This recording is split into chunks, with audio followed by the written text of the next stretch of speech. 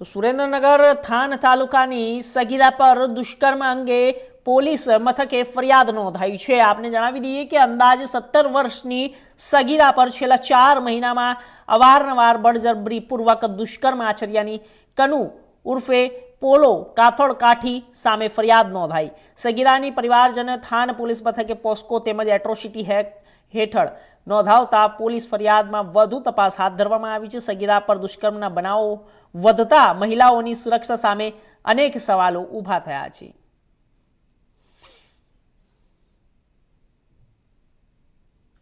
Thangadh police station વિસ્તારમાં રહેતી એક સગીર વયની દીકરી ઉંમર વર્ષ 17ના આશરાની આ કામના આરોપી કનુભાઈ ઉર્ફે પોલો કાથોડભાઈ કાઠી દરબારનાએ 4 માસ પહેલાથી અવારનવાર ફરિયાદીના ઘરની દિવાલ કૂદીને ઘરમાં પ્રવેશ કરીને ભોગ બનનારને બદકામ કરવાની, તેણીના ભાઈને મારી નાખવાની ધમકી આપી તેણી સાથે અવારનવાર બળજબરીથી દુષ્કર્મ કરેલ હોય અને તેણી અનુસૂચિત જાતિની હોવાની જાણવા છતાં આવું કૃત્ય કરેલ હોય, જેથી અત્રેના પોલીસ સ્ટેશનમાં થાન પોલીસ સ્ટેશનમાં દુષ્કર્મ તેમજ પોક્સો તથા એટ્રોસિટીની ફરિયાદ દાખલ થયેલ છે અને જેની તપાસ ડીવાયએસપી ચોટીલા નાવ ચલાવે છે। આ આરોપીને પકડવાની તજવીજ ચાલુમાં છે અને તપાસ ચાલુ છે।